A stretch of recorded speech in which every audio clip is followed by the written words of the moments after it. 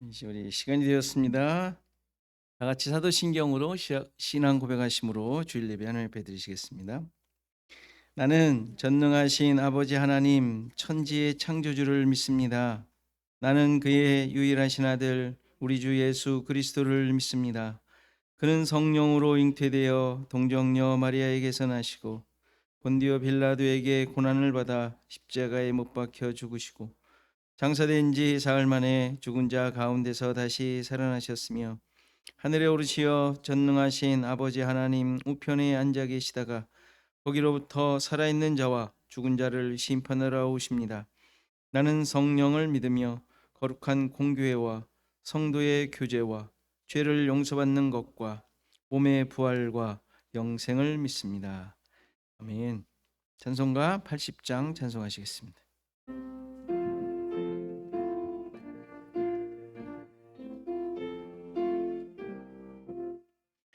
천지에 있는 이름 중 귀하고 높은 이름 주 나시기 전 지으신 구주의 이름 예수 주 앞에 내가 엎드려 그 이름 찬송함은 내 귀에 들린 말씀 중 귀하신 이름 예수 주 십자가에 달릴 때 명패에 쓰인 내로 저 유대인의 왕이요 곧 우리 왕이시라 주 앞에 내가 엎드려 그 이름 찬송함은 내 귀에 들린 말씀 중 귀하신 이름 예수 지금도 살아 계셔서 언제나 하시는 일 나 같은 죄인 부르사 참 소망 주시도다 주 앞에 내가 엎드려 그 이름 찬송함은 내 귀에 들린 말씀 중 귀하신 이름 예수 주 예수께서 영원히 어제나 오늘이나 그 이름으로 우리에게 참 복을 내리신다 주 앞에 내가 엎드려 그 이름 찬송함은 내 귀에 들린 말씀 중 귀하신 이름 예수 아멘.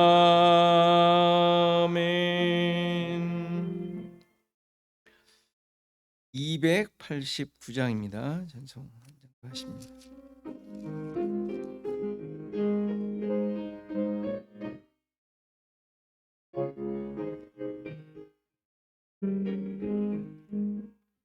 주 예수 내 맘에 들어와 계신 후 변하여 새 사람 되고 내가 늘 바라던 참빛을 찾음도 주 예수 내 맘에 오시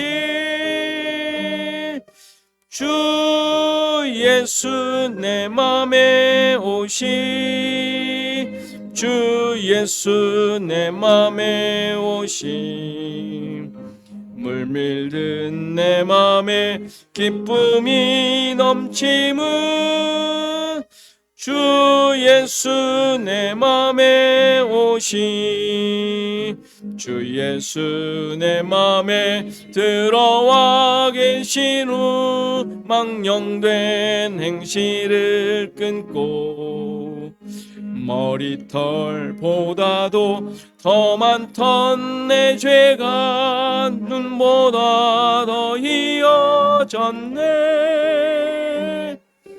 주 예수 내 맘에 오시 주 예수 내 맘에 오시 물밀든 내 맘에 기쁨이 넘침은 주 예수 내 맘에 오심 내 맘의 소망을 든든히 가짐은 주 예수 내 맘에 오심 의심의 구름이 사라져버림도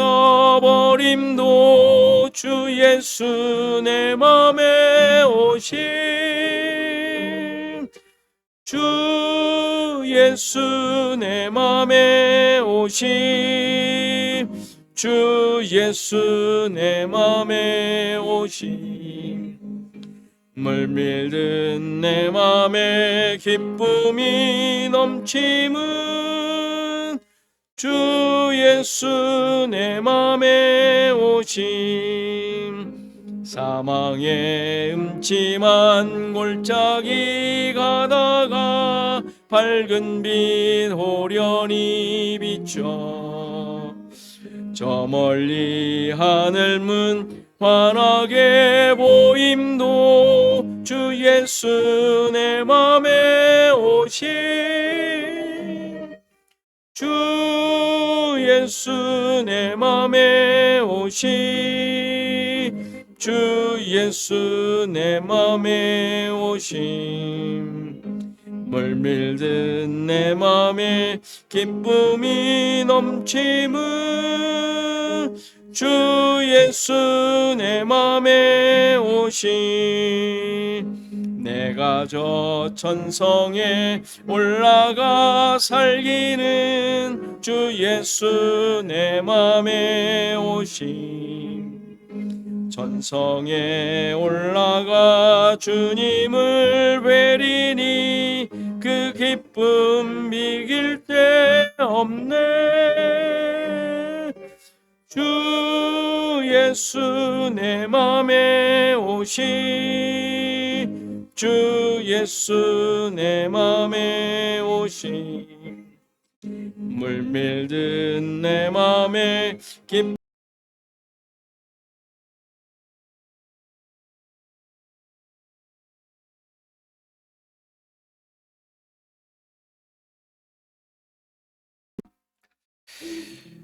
교동문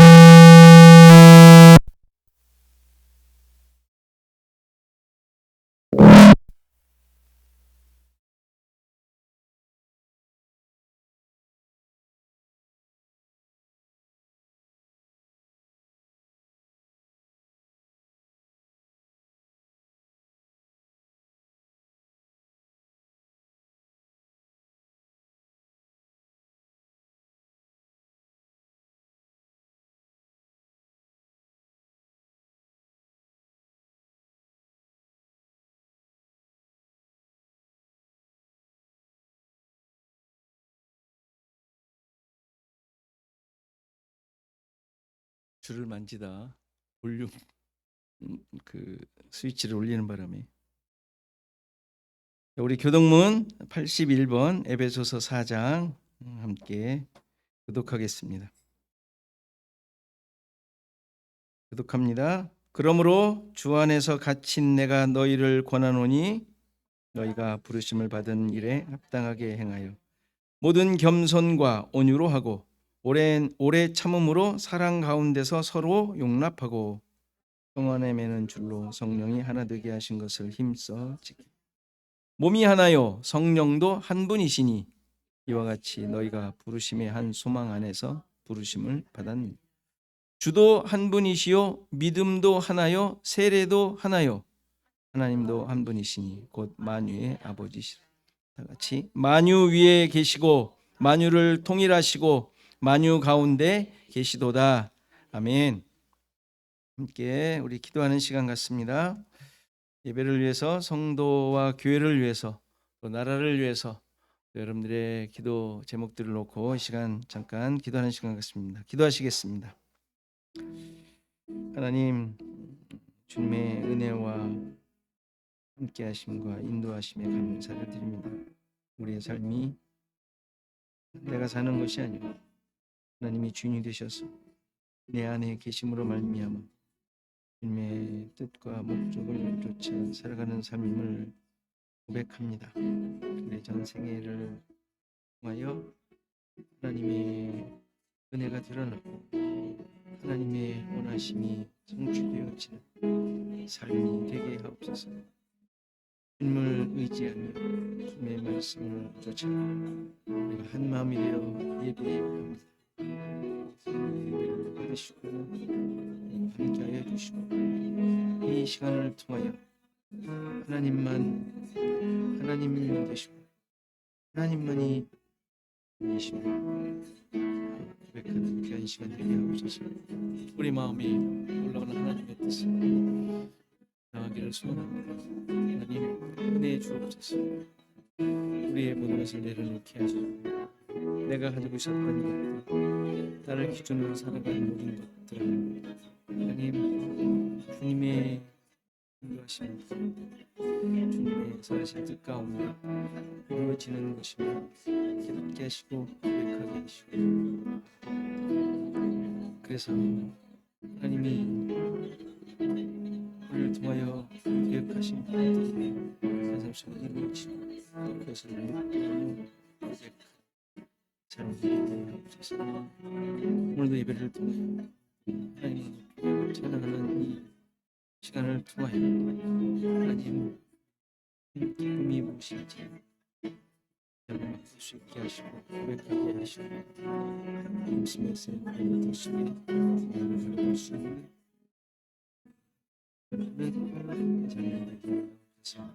운영하신 하나님의 뜻과 하나님의 하나님 주시옵소서. 하나님 함께 주시옵소서. 아버지 하나님을 주시옵소서. 하나님의 뜻을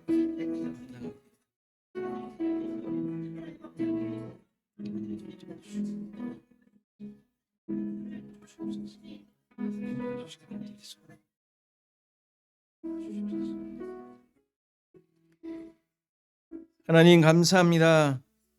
오늘도 주님의 은혜를 의지합니다. 우리와 함께 하셨고 주님의 뜻을 쫓아 살게 하신 하나님의 그 마음 우리 마음속에 품고 주님만을 높이고 주님만이 주님이심을 깨닫고 고백하는 예배 되게 하옵소서. 우리에게 펼쳐져 있는 수많은 것들 통하여 나를 만족시킴이 아닌 하나님께서 약속하시고 계획하시고 뜻하신 바가 이루어지는 우리의 삶이 되어지게 하시고 그렇게 이끌어 오신 우리의 삶임을 깨닫고 고백하며 하나님께만 영광이 되어지는 시간 되도록 인도하옵소서. 감사하고 예수님의 이름으로 기도하옵나이다. 아멘. 지금 다 일어나셔서 하나님의 말씀 받으십니다. 하나님의 말씀은 창세기 13장 1절에서 18절 말씀입니다. 창세기 13장 1절에서 18절 말씀 제가 봉독해 드리겠습니다. 아브라함이 애굽에서 그와 그의 아내와 모든 소유와 롯과 함께 네겝으로 올라가니 아브라함에게 가축과 은과 금이 풍부하였더라. 그가 네겝에서부터 길을 떠나 베델에 이르며 베델과 아이 사이 곧 전에 장막 쳤던 곳에 이르니 그가 처음으로 제단을 쌓은 곳이라. 그가 거기서 여호와의 이름을 불렀더라. 아브라함의 일행 롯도 양과 소와 장막이 있으므로 그 땅이 그들이 동거하기에 넉넉하지 못하였으니 이는 그들의 소유가 많아서 동거할 수 없었음이니라. 그러므로 아브라함의 가축의 목자와 롯의 가축의 목자가 서로 다투고 또 가나안 사람과 브리스 사람도 그 땅에 거주하였는지라. 아브라함이 롯에게 이르되 우리는 한 친족이라. 나나 너나 내 목자나 서로 다투게 하지 말자. 내 앞에 온 땅이 있지 아니하냐. 나를 떠나가라. 내가 좌하면 나는 우하고 내가 우하면 나는 좌하리라. 이에 롯이 눈을 들어 요단 지역을 바라본즉 소알까지 온 땅이 땅에 물이 넉넉하니 여호와께서 소돔과 고모라를 멸하시기 전이었으므로 여호와의 동산 같고 애굽 땅과 같았더라. 그러므로 롯이 요단 온 지역을 택하고 동으로 옮기니 그들이 서로 떠난지라. 아브라함이 가나안 땅에 거주하였고 롯은 그 지역의 도시들에 머무르며 그 장막을 옮겨 소돔까지 이르렀더라. 소돔 사람은 여호와 앞에 악하며 큰 죄인이었더라. 롯이 아브라함을 떠난 후에 여호와께서 아브라함에게 이르시되 너는 눈을 들어 너 있는 곳에서 북쪽과 남쪽 그리고 동쪽과 서쪽을 바라보라. 보이는 땅을 내가 너와 내 자손에게 주리니 영원히 이르리라. 내가 내 자손이 땅의 티끌 같게 하리니 사람이 땅의 티끌을 능히 셀 수 있을진데 내 자손도 세리라. 너는 일어나 그 땅을 종과 횡으로 두루 다녀보라. 내가 그것을 내게 주리라. 이에 아브라함이 장막을 옮겨 헤브론에 있는 마므레 상수리 수풀에 이르러 거주하며 거기서 여호와를 위하여 제단을 쌓았더라. 아멘. 앉으시겠습니다. 우리 찬양 부르신 곳에서 찬양하시면서 헌금 봉헌하십니다.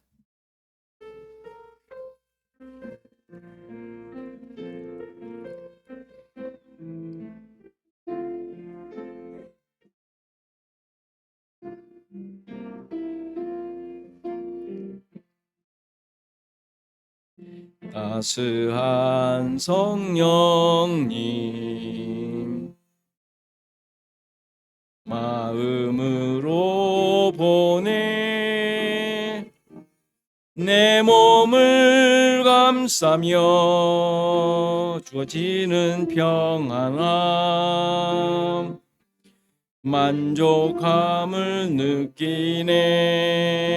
부르신 곳에서 나는 예배하네. 어떤 상황에도 나는 예배하네. 부르신 곳에서 나는 예배하네. 어떤 상황에도 나는 예배하네. 사랑과 진리에 한 줄기 빛보내 내 몸을 감싸며 주어지는 평안함 만사랑을 느끼네. 부르신 곳에서 나는 예배하네. 어떤 상황에도 나는 예배하네. 부르신 곳에서 나는 예배하네. 어떤 상황에도 나는 예배하네. 내가 걸어갈 때 길이 되고 살아갈 때 삶이 되는 그곳에서 예배하네. 내가 걸어갈 때 길이 되고 살아갈 때 삶이 되는 그곳에서 예배하네. 부르신 곳에서 나는 예배하네. 어떤 상황에도 나는 예배하네. 부르신 곳에서 나는 예배하네. 어떤 상황에도 나는 예배하네.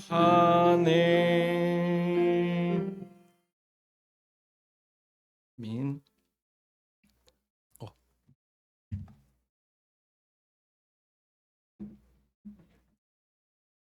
찬양하느라 아주 듣던 것과 부르는 게 이렇게 다른 걸. 자, 우리 교회 소식 함께 나눕니다. 우리 앞뒤 사람과 인사하시죠. 자, 평안하셨습니까? 네. 예, 반가운 얼굴들과 함께 오늘도 예배를 드립니다. 우리 선영자매의 또 좋은 소식이 또 들렸습니다.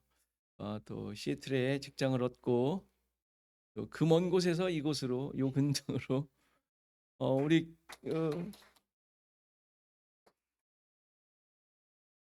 우리 어떤 성도님과 함께 한 지붕 한 가족으로 살게 되었다는 소식이 있습니다. 한 지붕 한 가족으로.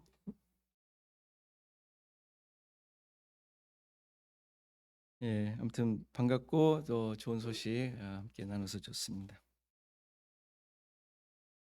우리 성경 읽기 잠언 잘 따라오고 계시죠? 여러분들 잘 올려주시는 것 같기도 하고 뭐 잠언이니까 여러분들 뭐 귀에도 쏙쏙 들어오고 마음에도 쏙쏙 들고 여러분들 말씀이 여러분들 삶 가운데 늘 있는 삶이기를 간절히 바랍니다. 우리 김한철 장로님, 김옥 권사님에서 계속 기도해 주시고요. 또 여러모로 힘들어하고 또 아프신 분들이 간혹 있습니다. 여러분들 뭐 다 아시는 분들이니까 여러분들 기도해 주시면 감사하겠습니다. 네, 우리 기도하고 말씀 보시겠습니다. 하나님, 우리의 삶이 우리의 의지와 또 생각과 계획대로 되는 것 같아도 그런 모든 삶의 주관자이신 하나님의 역사와 인도하심이 우리 가운데 있음을 고백합니다. 주님, 순간순간 말씀으로 깨닫게 하시고 하나님의 손길을 고백하게 하시고 나의 모든 삶 속에 주님의 뜻이 깨달아지고 또 목도되어지는 은혜가 있게 하옵소서. 이러한 목적과 계획이 있기에 이 세상 가운데 우리를 존재하게 하셨고 또 우리에게 그 모든 환경들과 일들을 주시는 줄 믿습니다. 하나님의 인도하심에 순종하는 저희들 되게 하시고 또 하나님을 더욱더 의지하는 삶이 되게 하시고 하나님이 원하심이 무엇인지 말씀을 통해 늘 깨달아 나의 기준과 또 기초가 되어질 수 있도록 늘 붙잡아 주옵소서. 세상의 수많은 일들을 볼 때마다 우리의 삶을 돌아보게 하시고 또 그것이 어떻게 우리에게 의미를 주고 있는지 하나님의 뜻은 무엇인지 그 말씀은 또 무엇인지 생각하며 또 그것을 감당할 수 있도록 인도하여 주셔서 어디에 있든지 무슨 일을 하든지 주님만을 높이며 주님만을 쫓아가는 참된 예배자의 삶을 살아가는 우리의 모습이 되게 하옵소서. 오늘도 말씀 앞에 섰사오니 우리를 붙잡아 주시고 그 말씀이 우리 자신들을 보게 하시고 우리를 깨닫게 하시고 깨트려 주셔서 오직 주님의 말씀으로만 세워지는 우리의 생애와 또 우리의 삶이 되게 하옵소서. 감사하고 예수 그리스도의 이름으로 기도하옵나이다. 아멘. 아브라함에 대해서 지금 계속 보고 있는데요. 이 아브라함에 대한 기록은 우리로 하여금 하나님의 인도하심이 어떠한지를 보고 깨닫도록 하기 위한 사건들이고 인도하심들이. 다시 말해서 아브라함의 행동에 대해 그것을 따라하고 본받으라는 말이 아니라는 말이. 만일에 아브라함의 행동에 대해 아브라함의 삶에 대해 그것이 본보기라는 것으로 생각한다면 어마어마한 문제들이 생겨요. 여러분들 그렇게 하실 수 있겠어요?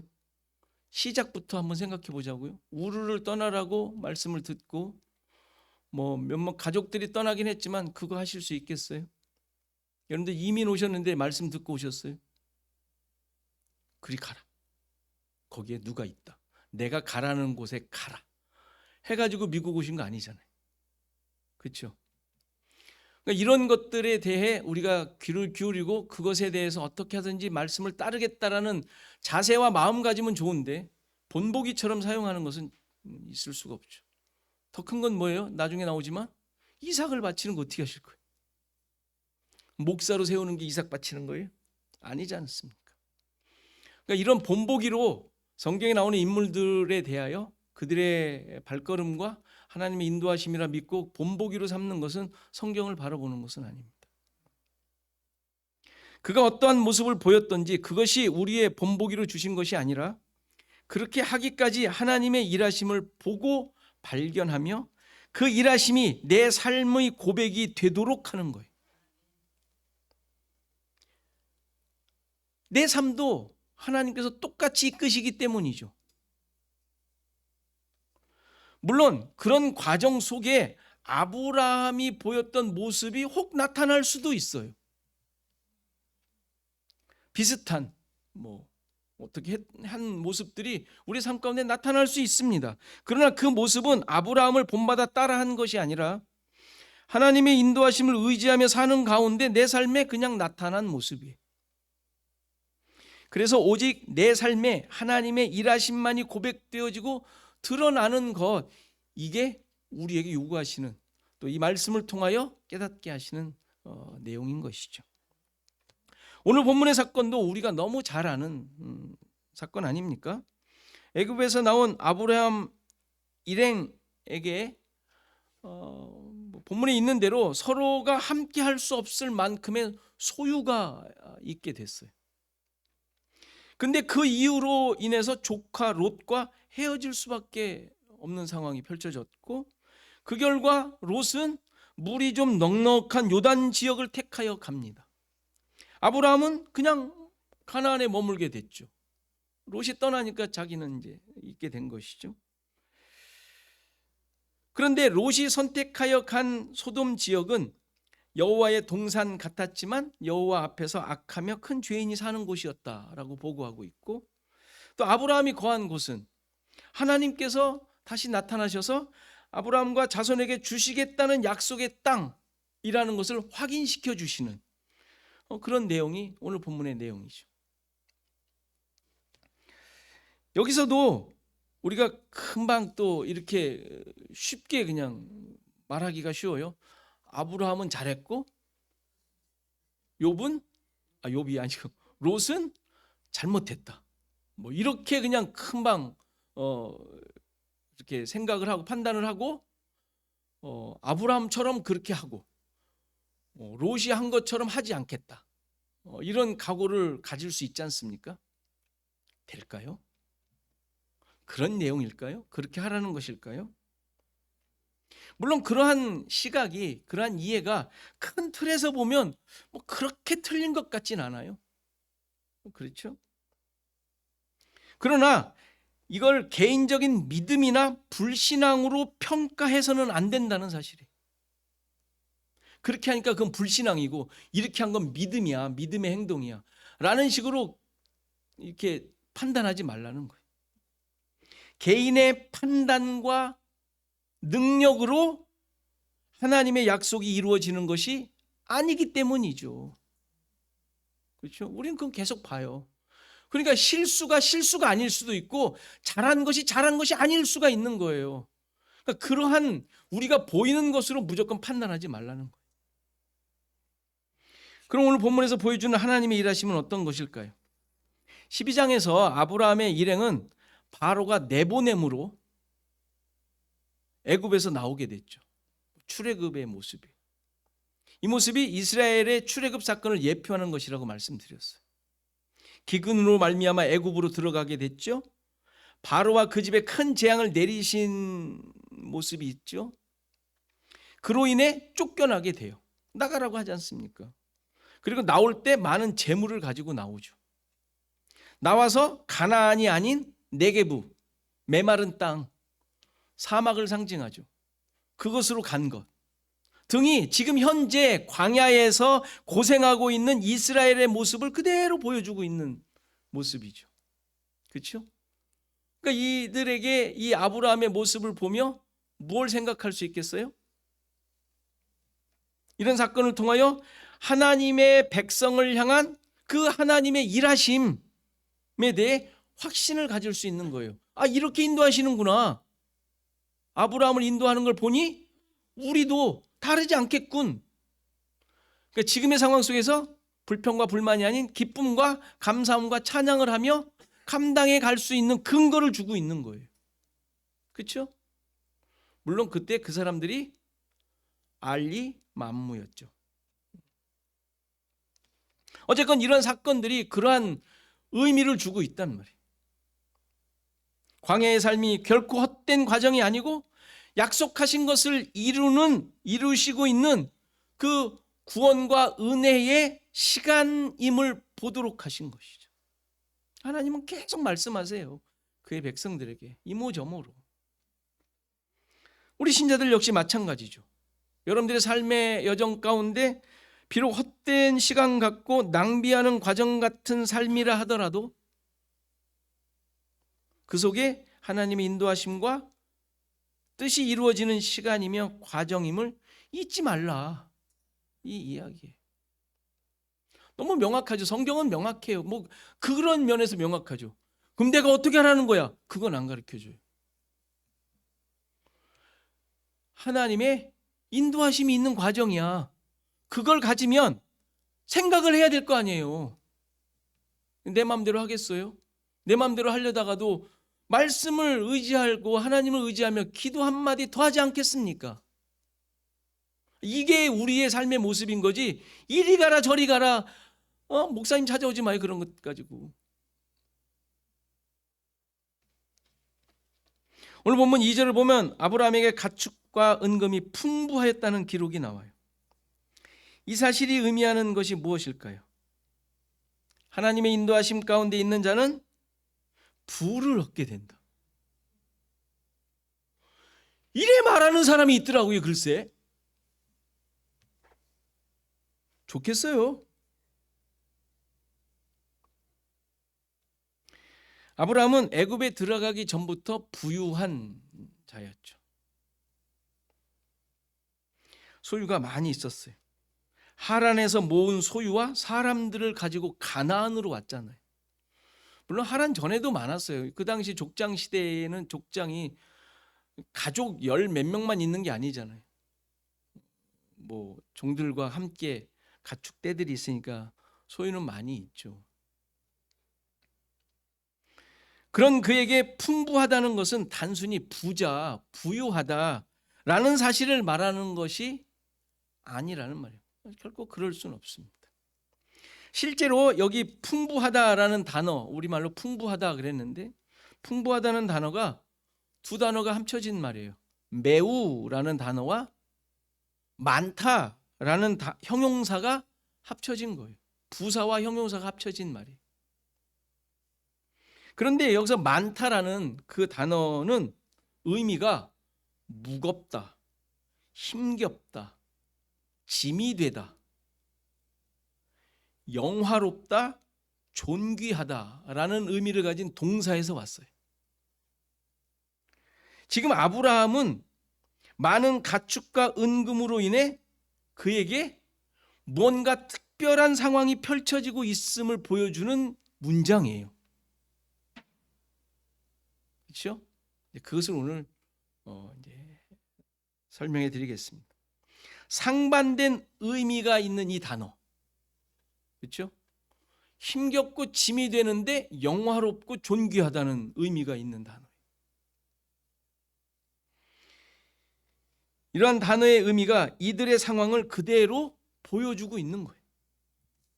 3절을 보면 이들이 네게부에서 떠나 베델에 이르렀고 예전에 장막을 쳤던 베델과 아이 사이로 오게 되었다라고 얘기합니다.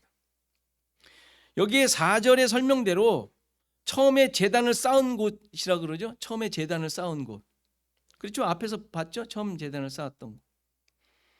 여호와에 쌓아서 여호와의 이름을 불렀던 곳입니다. 12장 8절의 자리로 돌아온 거예요. 다시 돌아왔어요. 뺑뺑 돌아. 하나님의 부르심을 받아 하란으로부터 가나안에 들어와 하나님께서 약속해 주셨던 곳임을 확인했던 곳이에요. 하나님께서 약속해 주셨던 곳임을 확인했던 자리. 그 자리로 지금 다시 온 거예요. 그래서 제단을 쌓았죠. 그렇죠? 우리 12장에서 이미 봤던 거예요. 그리고 여기서 베델 동쪽 산으로 옮겨 장막을 치죠. 베델 동쪽으로 왔으니까 서쪽이 베델이고 동쪽은 뭐가 있었어요? 아이가 있었다 그랬어요. 그러니까 지금 그 설명은 뭐냐면 마치 아주 큰 성막을 연상시키는 자리라 그랬어요.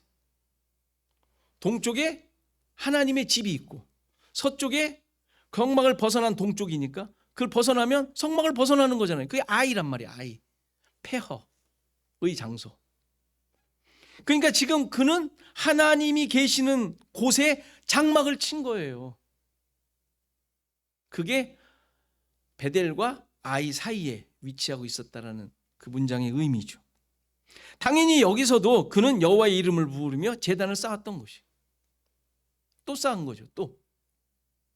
따라서 바로 이 자리로 다시 돌아오게 되었다는 말은 하나님께서 그의 여정을 통하여 진짜 하나님의 약속하심이 무엇인지를 계속 말씀해 주고 계셨다라는 의미란 말이에요. 12장 1절에 어떻게 얘기를 했어요? 내가 내게 보여주는 땅, 보여주시겠다는 그 땅을 지금 이렇게 말씀해 주고 계시는 거예요. 내가 내게 보여줄 땅으로 가라. 근데 모른단 말이에요. 근데 그것을 지금 재차 확인시켜 주시고 계시잖아요. 그리고 오늘 본문에서도 그 자리에 오자 하나님께서 다시 그 약속의 말씀을 또 해주시지 않습니까? 오늘 본문 읽은 후반부에 또 말씀해 주세요. 이렇게 하나님의 백성들의 상황 속에는 하나님의 인도하심이 분명하게 이렇게 계시되어 있어요. 우리들의 삶은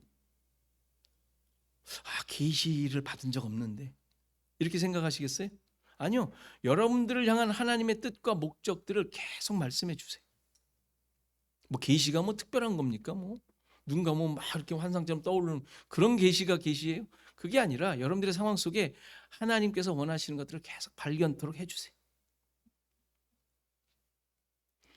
그런데 우리가 많은 부분에서 놓치고 사는 것뿐이에요.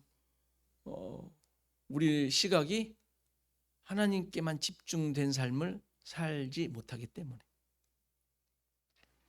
우리를 통해서 계획하시고 목적하신 것들, 여러분들이 경험하는 여러 상황들을 통하여 말씀하신다는 말이에요. 지금 힘들고 지친 상황들을 경험하실 수도 있어요. 반대로 뭔가 즐겁고 기쁜 상황들이 펼쳐져 있을 수도 있어요. 아브라함처럼 어찌하다 보니 재물을 얻고 또는 나를 괴롭히던 상대가 반대로 어려움을 당하는 통쾌한 상황이 펼쳐질 수도 있어요. 그러나 어떤 상황이든지 신자들은 하나님의 인도하심 가운데 있음을 기억하고 그 인도하심에 귀를 기울이는 모습이 있어야 함을 말하는 거예요. 뭐 너무 당연한, 너무 원리 원칙 같은 얘기 아닙니까? 예외가 없어요. 하나님의 백성들이. 그렇다면 아브라함이 다시 베델과 아이 사이 처음 제단을 쌓았던 곳에 온 것으로 이제 하나님의 뜻이 이루어진 거라고 할 수 있을까요? 뭐 지금 쭉 말씀드린 대로 하나님의 뜻을 깨닫도록 인도하신 것은 맞아요. 그렇죠? 모든 상황 속에 그것을 깨닫도록 하는 거니까. 그런데 뭔가 석연치 않은 것이 존재하고 있었다는 사실이에요. 그의 환경 속에. 그래서 문제가 생기죠? 문제가 생기잖아요. 5절을 보면 아브라함과 함께 한 롯도 양과 소와 장막이 있었다. 그리고 하고 그 모습에 대해 그로 말미암아 생긴 모습에 대해 6절에 이렇게 표현하죠. 그 땅이 그들이 동거하기에 넉넉지 못하였다라는 표현을 합니다. 땅이 넉넉지 못했다라는 말은 넓지 않았다, 좁았다라는 의미가 아니라 땅이 받아들이지 못했다, 용납하지 못했다, 지지하지 못했다, 이런 뜻이에요. 땅이. 그 이유가 뭐예요? 그들의 소유가 많아서 동거할 수 없었기 때문이라고 해요. 그래서 다툰 것이죠, 서로. 여기 보니까 나와 네가, 그러니까 보니까 아브라함과 롯도 약간의 신경전이 있었던 것 같은 느낌이 있어요. 그 문장 표현을 보니까 목자만 싸운 게 아니라 아브라함과 롯도 약간의 그 뭔가 있었던 것 같이 표현을 해요. 나와 네가. 그리고 나의 목자와 너의 목자가 이렇게 표현하잖아요. 어찌 보면 참 어이없는 일이라고 할 수 있어요. 있을 수 없죠. 누가 가만히 있어야 돼요? 안 싸운다면 누가 가만히 있어야 돼요? 아브라함이겠어요? 롯이겠어요? 여러분 같으면 어떻게 생각하세요? 그래서 싸우는 거예요. 그래서 싸우는 거예요. 나라고 말하기엔 좀 그런 거, 쟤라고 얘기해야 되겠는데 그건 못하게. 그래서 싸우는 거예요. 아브라함을 대단하게 지금 보려고 그랬어요. 여러분들 생각 속에. 그렇지 않은 거예요. 우리가 똑같은 생각을 하고 있는 거예요. 우여곡절 끝에 하나님께서 약속해 주신 곳에 이르렀죠. 예상치는 않았지만 기근도 해결할 만큼의 재산도 불어났어요. 이제 약속의 땅에서 정착하며 잘 살아야 하는 것 아니에요? 그렇지 않아요? 다 됐잖아요. 다 됐잖아요. 넉넉하고 약속해 주신 곳을 확인시켜까지 해주셨는데, 확인시켜 주시기까지 했는데, 많은 재산이 문제라면 처음부터 안 주시면 되죠. 안 주셔야 되잖아요. 뭐 바로 갖고 그렇게 뭐 이렇게 막 줘야 되겠어요? 그거 안 주도록 하셔도 되잖아요. 굳이 뭐. 그런데 그런 것들이 그렇게 되도록 인도되질 않아요. 상황에 따라 그들은 움직였고 그 상황에 따라 주어진 결과예요. 그들이 어찌할 수 있는, 조절할 수 있는 내용이 아니라는 얘기. 그들이 의도하지도 않았지만 원하지도 않았어요. 그렇죠? 그냥 어떻게 하다 보니 된 거예요. 여러분들의 삶에서 그런 게 대부분 아니에요? 대부분 아니에요? 원해도 안 되는 것들이 많을 뿐만 아니라 그냥 어떻게 왜 이렇게 되지? 왜 나는 내 생은 이렇게 되는 거예요? 이런 얘기가 그 얘기 아니에요?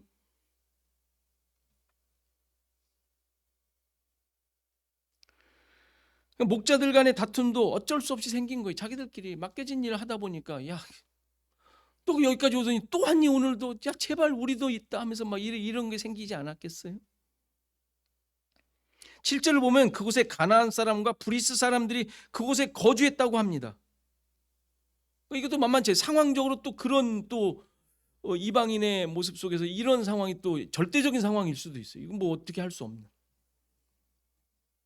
앞서 세겜에 왔을 때도 가나안 사람이 거주하고 있어서 남방으로 내려간 것과 같은 상황이죠.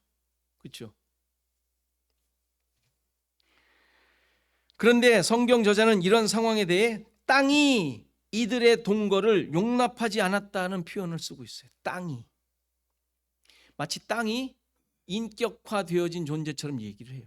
땅이 용납지 않았대요. 땅이 받아주지 않았다는. 왜냐하면 그 땅이 하나님의 약속하신 땅이기 때문에 그래요. 하나님이 약속하신 땅. 그 땅에서 이들이 함께 존재할 수 없었다는 사실을 말하는 거예요. 약속의 땅, 하나님이 인도하시는 땅, 그 이끄시는 땅은 하나님의 목적과 계획만 이루어져야 되는 땅이잖아요. 그게 무슨 말이에요? 하나님께서 약속하신 땅에 롯이 있으면 안 되는 거예요. 롯을 미워하신다는 말이 아니라 아브라함을 통해 약속하신 땅과 자손의 의미 때문에 그래요. 아브라함의 자손에게 이 땅을 주시겠다고 하셨죠?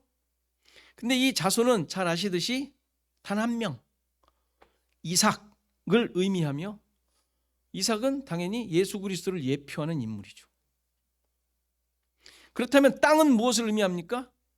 가나안이라는 물리적 지역이 아니라 예수 그리스도로 말미암아 세워질 하나님 나라를 예표하는 단어예요. 그러니 롯은 이 땅으로부터 반드시 나가야 되는 거예요.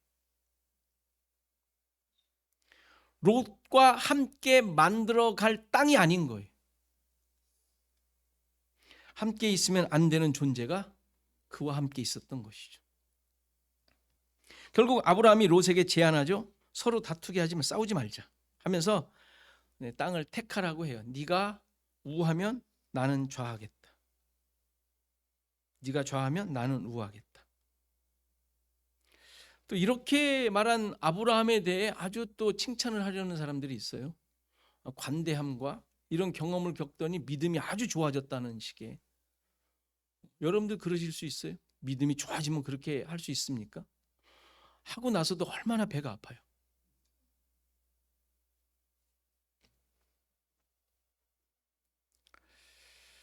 당연히 그런 면을 드러내려는 내용이 아니죠.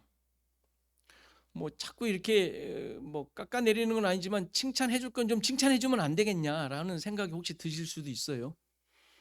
잘한 건 잘했다고 할 수도 있지 않냐.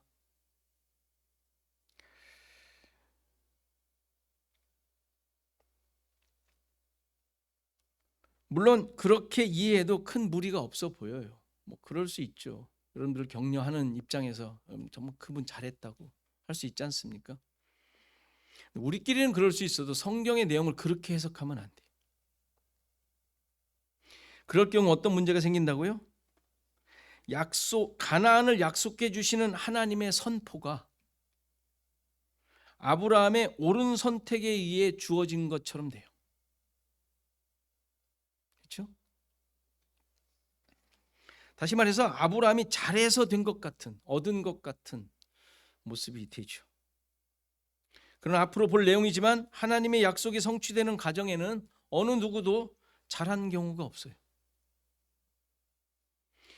아브라함, 뭐 지금 보고 있지만 아브라함 그렇죠, 이삭 그렇죠, 야곱 그렇죠, 심지어 요셉까지도 그래. 요셉은 그냥 당한 입장으로 보이지만 그래도 굉장히 인간적이었던 것을 볼 수 있죠. 하나님을 의지하지만 그래도 살아나가려고 얼마나 그렇게 꾀를 부립니까? 그들의 삶은 그저 인간들의 필요에 의해서 자기 기준으로 살아간 모습들을 보여줄 뿐이에요. 그런데 거기에 하나님이 계속 그들을 쫓아가시면서 이루시는 모습이 성경의 이야기지. 하나님을 믿고 잘하더니 하나님의 복을 받았다. 이런 식으로 가버리면 성경을 잘못 보고 있는 거예요. 그렇게 보려고 그러지 마세요. 그런 모습이 있다 하더라도 도대체 하나님의 모습은 어디 있는가를 찾는 게 우리의 성경을 보는 바른 시각이지. 거기서 그냥 이렇게 하면 하나님이 주신다네? 저 사람 뭐야? 얻었네? 이런 식으로 가는 것은 성경을 손자병법 보세요. 제가 늘 얘기하듯이. 손자병법 보세요. 성경 보지 마시고. 뭐 그렇다고 잘하려고 하지 말라는 말이 아니죠. 자랑거리 만들지 말라는 거예요. 남한테 수단 방법을 가르쳐주는 그런 용도로 쓰지 말라는 거예요. 이렇게 해봐 되더라고. 저기 나가서 하세요. 그냥 나가서. 물론 열심히 하십시오. 하나님의 말씀대로 살려고 하십시오. 애쓰십시오. 애쓰세요. 그러나 그것으로 하나님의 인정을 받고 보상받으려는 생각을 하지 말라는 거예요. 어떻게 보상으로 살아가요? 은혜로 살아가야지. 은혜로 산 사람이라며. 우리의 늘 고백하는 내용이잖아요. 근데 뭔가 그렇게 뭘 받으려고 생각하시죠? 뭘 잘해가지고 얻을 생각을 하시냔 말이에요.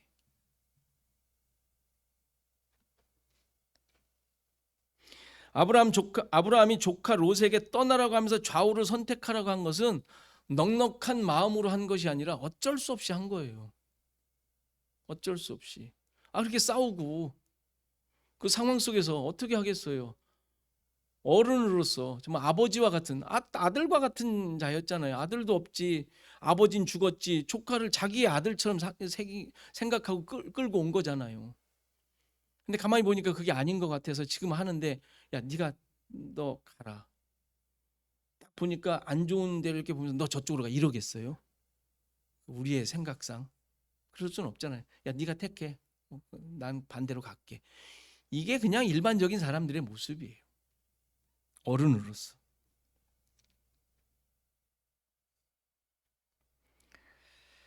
우리의 모든 모습 그렇죠.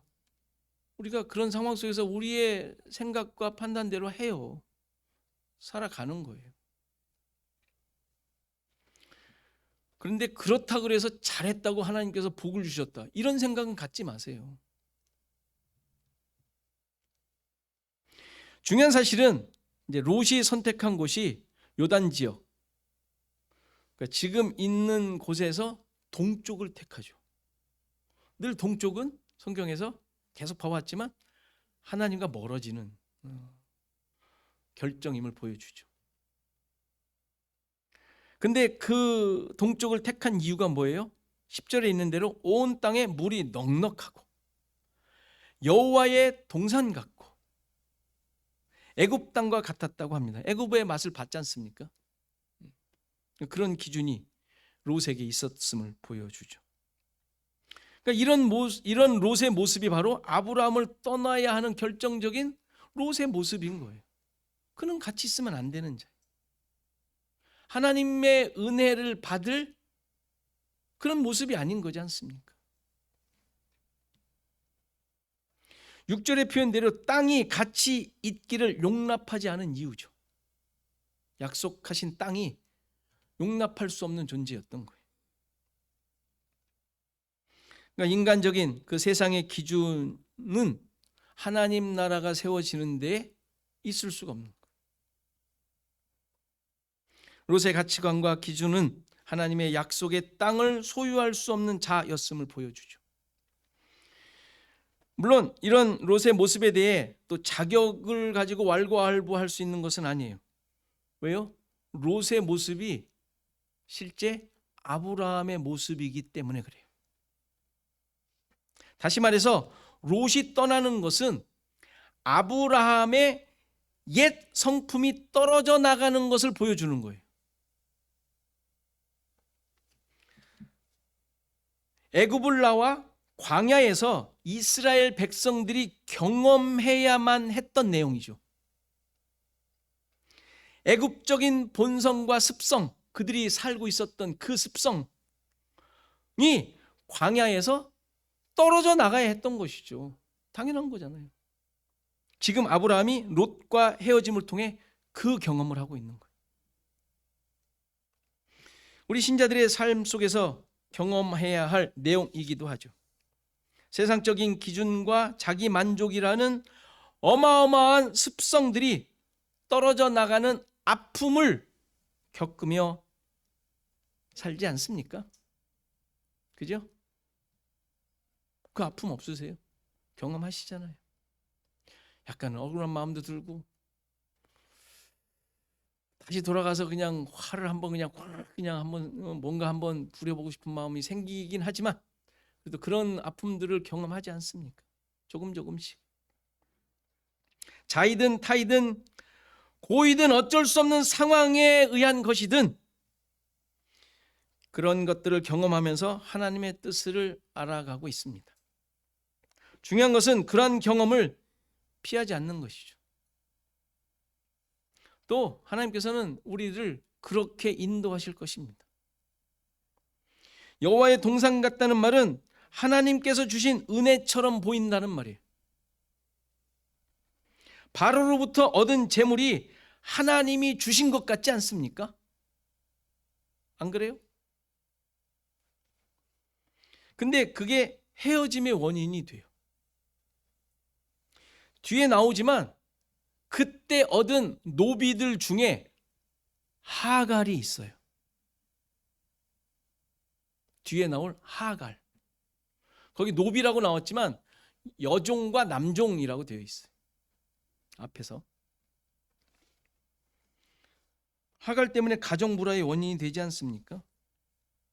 좋다고 다 좋은 것이 아니라는 말이에요. 우리의 생각과는 너무 다르죠. 하나님의 은혜 같습니까? 여러분들에게 주어지는 수많은 편안함과 좋은 것들이 그렇게 쉽게 말할 수 없습니다. 정말 그것으로 말미암아 어떤 일이 생겼을 때도 은혜라고 말할 수 있으면 은혜예요. 그렇죠? 자, 그런데 롯이 떠나고 나서 하나님께서 아브라함에게 또다시 땅과 자손에 대해 약속시켜 주신다는 사실을 볼 수 있습니다. 떠나고 나서 다시 확인시켜 주세요. 네가 있는 곳이 내가 줄 땅이다.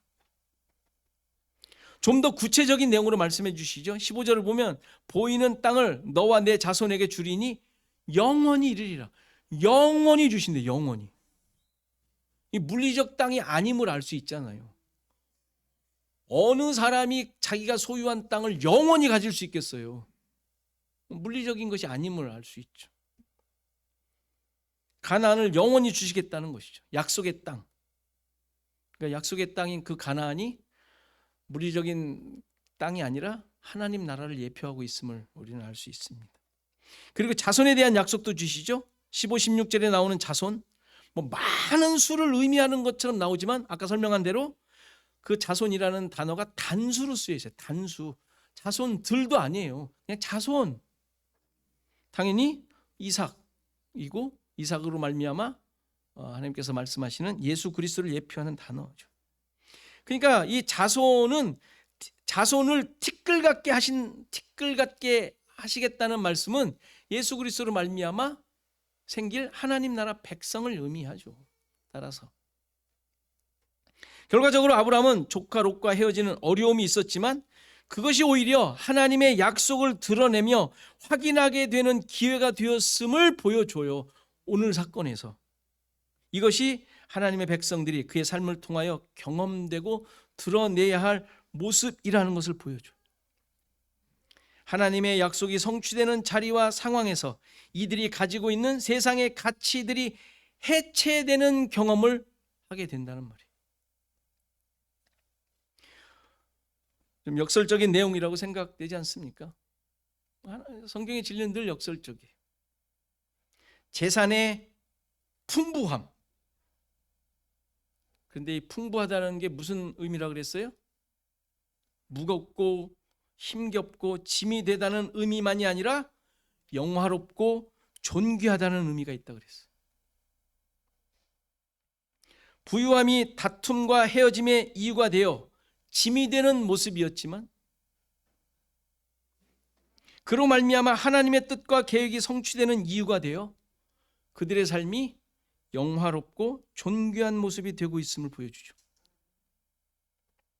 이렇게 아브라함의 삶을 통하여 하나님의 약속이 드러나고 있는 과정이 우리 모든 신자들에게 역시 있게 됩니다. 하나님 나라에 살고 있는 하나님의 백성들에게 자연스럽게 일어나고 있는 모습들이에요. 그래도 포기 잘 안 되실 것 같죠? 그게 계속 이루어지게 될 겁니다. 여러분들의 적정한 상황과 적정한 때에 하나님께서 계속 만들어 가실 것입니다. 아니, 지금 여러분들에게 주어진 상황들이 그런 상황들이 펼쳐지고 있는 과정들이에요. 따라서 어떤 상황이든지 염려와 고민으로 보내지 마시고 하나님의 전적인 이끄심이 있음을 신뢰하시고 기쁨과 감사함으로 감당하시는 저와 여러분이 되기를 간절히 바랍니다. 다 일어나셔서 382장 찬송하시겠습니다.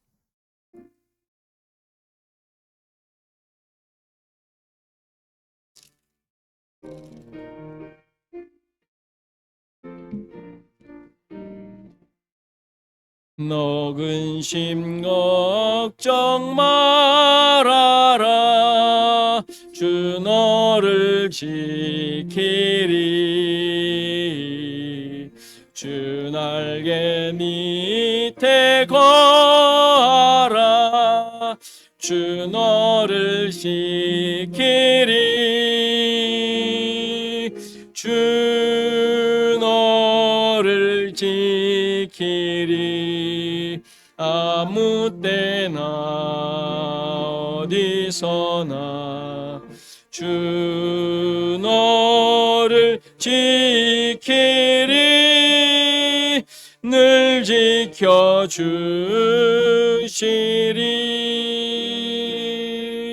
어려워 낙심될 때에 주 너를 지키리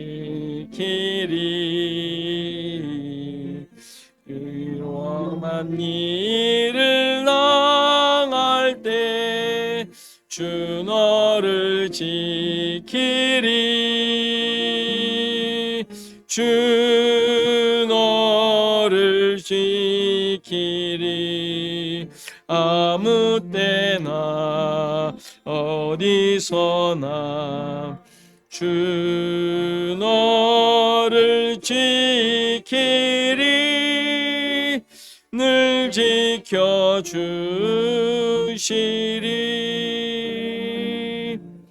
너 쓸 것 미리 아시고 주 너를 지키리 구하는 것을 주시며 주 너를 지키리 주 너를 지키리 아무 때나 어디서나 주 너를 지키리 늘 지켜주시리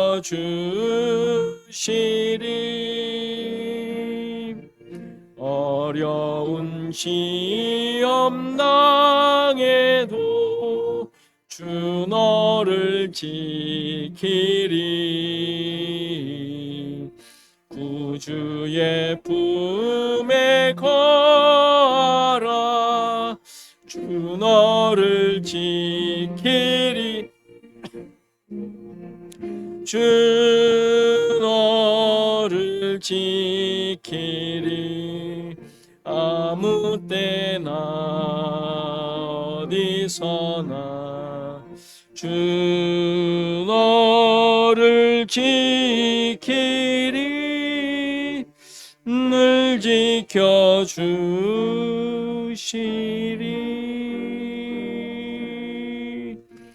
아멘.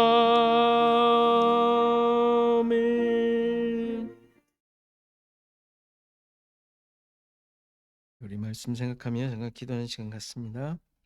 내 삶을 인도하시는 하나님의 손길에 순종하며 따르게 하소서. 하나님의 약속이 성취되는 삶 살게 하소서. 기도하시고 김한철 장로님, 김옥 권사님, 김명자 권사님, 우리 장순명 장로님, 장경재 권사님을 위해서 이 시간 다 같이 기도하시겠습니다. 하나님 감사합니다. 오늘도 주의 말씀을 통하여 우리 자신들을 보게 하시고 우리의 삶 속에 역사하시는 하나님의 손길과 그 뜻과 목적을 깨닫게 하시니 감사합니다.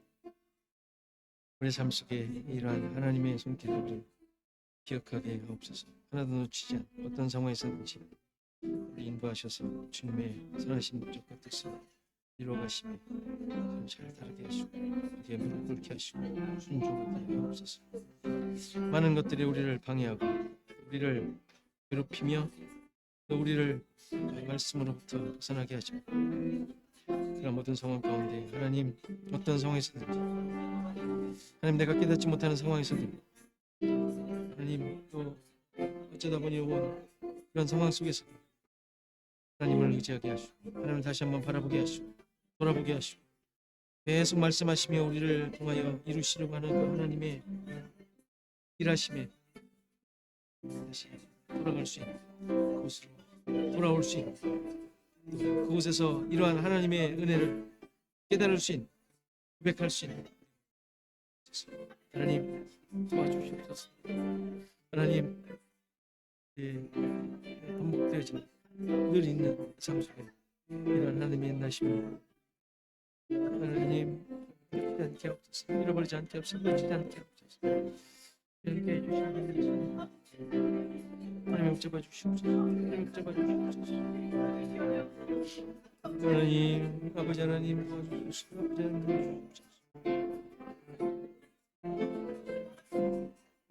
하나님 도와주시옵소서. 아버지 하나님 도와주시옵소서. 아버지 하나님 도와주시옵소서. 하나님 같이 해주시옵소서. 아버지 하나님 도와주시옵소서.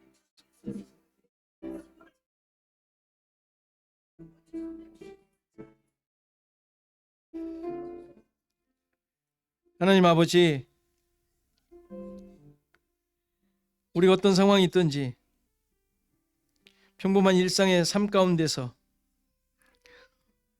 반복되어지는 지루한 우리의 일상의 삶에서조차도 하나님이 함께 하시고 그 뜻을 이루어 가시는 그 하나님의 일하심은 쉬지 않음을 깨닫게 하시고 또 그로 말미암은 우리의 믿음의 고백들이 넘치게 하옵소서. 하나님, 우리 자신들을 늘 돌아보게 하시고 내 기준과 세상의 기준이 아닌 하나님의 뜻을 이루기 위하여 하나님의 목적하신 대로 하나님의 뜻하신 대로 이끌어 가시는 그 하나님의 기준으로 우리 자신들을 볼 수 있는 믿음의 눈과 그 결단이 있게 하옵소서. 하나님, 그리하여 나를 통하신 하나님의 목적이 어떠한 삶에 있든지 이루어지고 있고 또 그것을 쫓아가는 우리의 삶이 되게 하옵소서. 아브라함을 통하여 비록 다시 돌아오는 반복되어지는 그런 일상 같았지만 그러나 계속되어지는 하나님의 인도하심 속에 나의 뜻이 무엇인지를 하나님의 뜻이 무엇인지를 깨닫게 하시는 그 하나님의 열심을 우리 또한 고백할 수 있도록 우리 또한 발견하며 찬양할 수 있도록 하나님 도와주옵소서. 세상의 것, 세상으로 만들려고 했던 우리의 욕심들 내려놓게 하시고 그런 것들로 우리를 만들어가는 것이 아니라 하나님의 선하신 뜻만이 결국 우리를 통하여 이루어 가신다는 놀라운 사실을 실제로 지금 예수 그리스도로 말미암아 우리 가운데 이루어진 것을 밟아가고 있음을 다시 한번 고백하는 우리의 삶이 되게 하옵소서. 하나님, 우리 교회를 통하여 우리의 모든 성도들을 통하여 또 우리에게 주어진 이 모든 상황들을 통하여 나에게 주어져 있는 이 나라의 상황들을 통하여 하나님께서 이루실 것을 기대하게 하시고 또 그것을 쫓아가며 하나님의 인도하심을 의지하며 살아가는 우리 모두가 되게 하옵소서. 불평치 않게 하시고 실망치 않게 하시고 포기하지 않게 하시고 어떤 상황에서든지 주님만을 의지하며 어떤 상황에서든지 기쁨과 감사함의 고백을 놓치지 않는 우리의 삶이 되게 하옵소서.